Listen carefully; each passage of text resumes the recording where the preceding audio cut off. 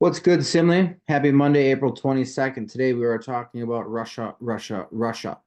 And then you will start a documentary, Russia, the Russian Empire, A Road to Revolution. You'll finish that tomorrow at the beginning of class. It's about 55 minutes long. I'll try to keep this video short so you got some time to do that. And then whatever time you have left tomorrow, you'll finish the chapter 25 reading guide questions 49 through 55. So by tomorrow, you should finish the video, the documentary, submit the video guide. And by Wednesday, you should finish the chapter 25 reading guide and get that submitted. Let's get to it. We've been talking about nationalism. We're going to start talking about imperialism. Both of these are causes to World War I. We've talked about nationalism being the driving force behind the unification of Italy and the unification of Germany.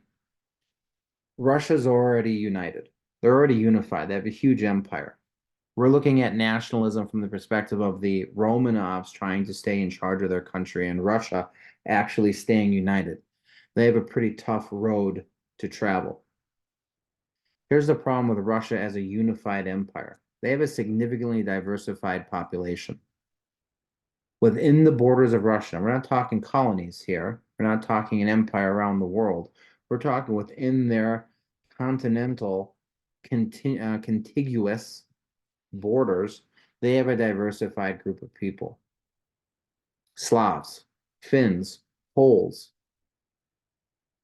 Asians, Muslims, Christians, diversified. This is pretty difficult to keep people united, especially at the end of the 19th century, the 1800s, and the beginning of the 20th century or the 1900s. We've already had for a century now this concept of revolution, democracy, freedom, nationalism, and independence.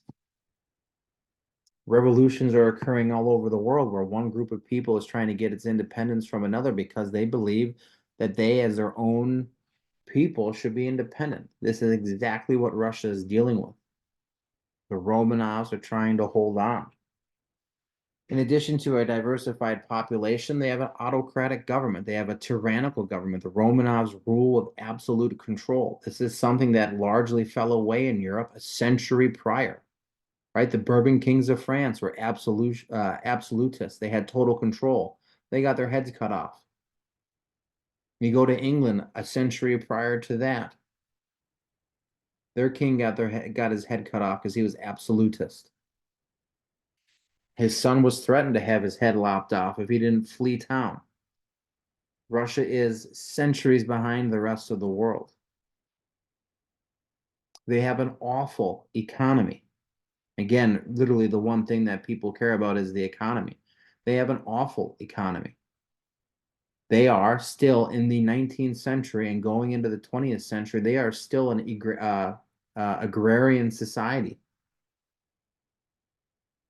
They make their money from farming while the rest of the world is industrializing or has been industrializing for well over a century. The end of the 1800s, Russia still is more or less practicing feudalism. King, nobilities, knights, in this case, military, artisans, peasants. The peasants are more or less slaves. They are tied to the land and the owners that they have. They can't do anything. It's really hard to industrialize when you don't have any labor because your laborers are all locked up on farms growing food.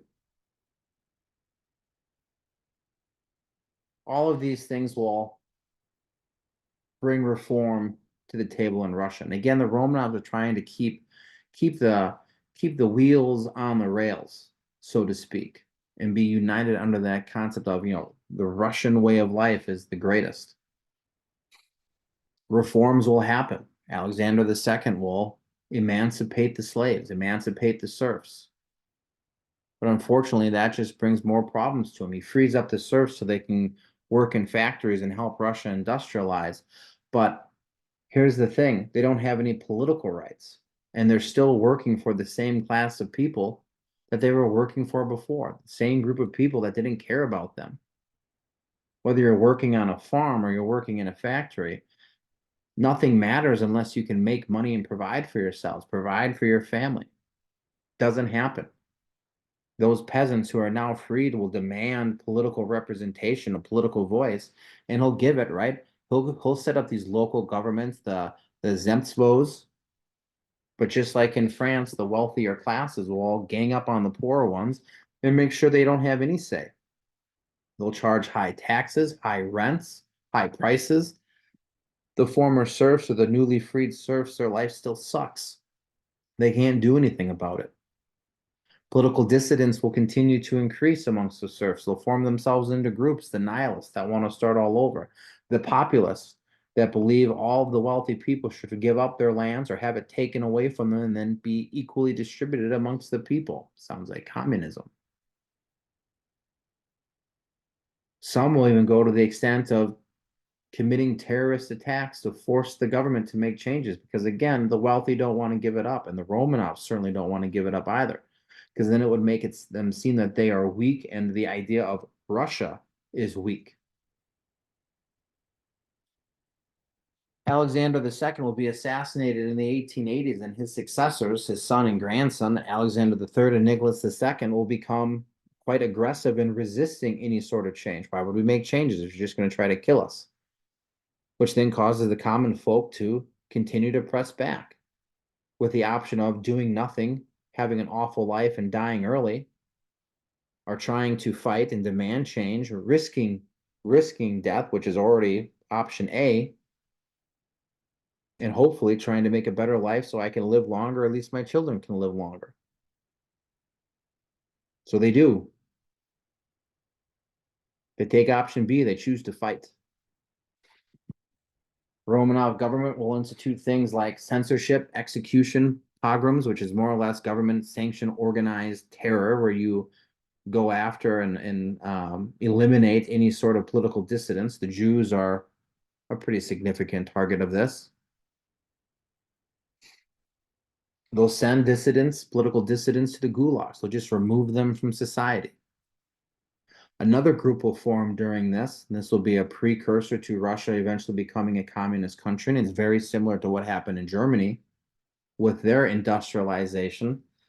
The workers, the laborers, the people working in factories will come together, demand better working conditions, better pay, the right to unionize or organize, to challenge the power of the wealthy, the factory owners.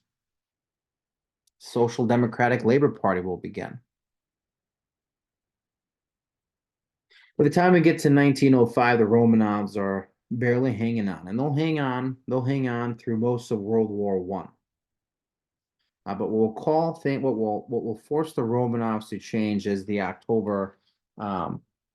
the 1905 revolution, because what will happen is the Russians lose to the Japanese, which is unheard of at this point in time. A white Christian European empire losing to an Asian country. As prejudicial as that sounds, it is. There is no way a European country should be losing to an Asian one. But they do. Why? Because Russia isn't industrialized and Japan is. So you throw in the fact that you got an awful government that's autocratic. You have a majority of the people with very little political rights, even though the Romanovs will set up a Duma after the Russo-Japanese War and the 1905 revolution. They don't have any rights because the monarch can do whatever he wishes with the Duma, meaning does he call them into session or does he leave them at home? An awful economy, no industrialization, and then you throw in on top of that the royal family who is telling you that they're the ones that should be in control because they, by the grace of God, are better than you. Send your kids off to war and you lose. People are pissed. The 1905 revolution will begin when the Russian soldiers open up firing on unarmed protesters. An event called Bloody Sunday. The revolt will spread. The shock and repulsiveness of the government opening up fire on unarmed protesters will spread and cause a call for result in an increased call for change, if not removal of the Romanovs.